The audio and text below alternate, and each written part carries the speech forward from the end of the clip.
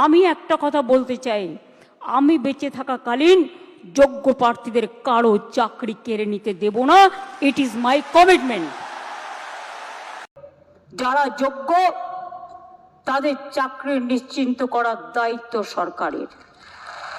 যোগ্যদের জন্য ওদের পথ দুটো খোলা আছে, মনে রাখবেন কোর্টের আইনে দুটো পথ খোলা আছে।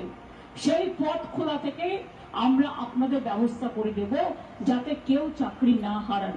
Please understand.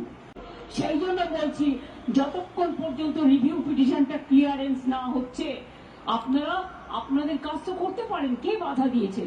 আপনাদের তো গভর্নমেন্ট থেকে টার্মিনেট লেটার দেয়নি। তারা বেচারা টিচারিতে কাজ করেও আজকে অযোগ্য প্রমাণিত হয়েছে। এটা আমি আইনের সাথে আলোচনা করছি। আইনত আলোচনা করে হয়তো টিচার তারা হতে পারবেন না কোর্টের নির্দেশ অনুযায়ী, কিন্তু তারা যাতে গ্রুপ সিতে পায় বা সেই রকম পর্যায়ে সেটা দিতে পারি কি না আমরা, সেটা আইন যা বলবে আইনের সাথে কনসাল্ট করে খুব শীঘ্রই আমরা এটা জানাবো।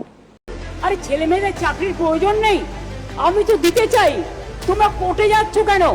কোর্টে গিয়ে আটকাচ্ছ কেন? যাও ভোটে যাও, মানুষের কাছে যাও।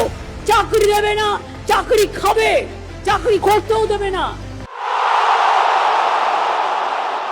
যারা আপনারা দেখেছেন কোর্টের রায়ে যেগুলো বন্ধ হয়ে গেছিল, পরীক্ষা নেওয়া শুরু হয়েছে, গ্রুপ সি গ্রুপ ডিরও নোটিফিকেশন হয়েছে, বাদ বাকিও যেটা আছে তো আইনের বিশেষজ্ঞ যারা আছে তারা পরামর্শ নিচ্ছেন।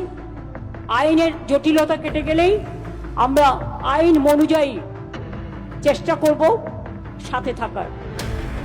কারো চাকরি যাওয়ার কথা বলিনি, আমরা পরিষ্কার বলেছি যে যারা চাকরি করে তাদের সুযোগ দেওয়া হোক এবং তাদের যেন লিস্টটা বাতিল না করা হয়। রুকো যারা, সবার করো। গভর্নমেন্ট চাকরি করতে গেলে কতগুলো সিস্টেম আছে। ইন্টারভিউ কল করে, আপনাদের পরীক্ষা দিতে হয়, ইন্টারভিউ দিতে হয়, এদিকে লক্ষ্য রাখবেন। ভাইরা আমার, চিন্তা করার বা হতাশাগ্রস্ত হওয়ার কারণ নেই।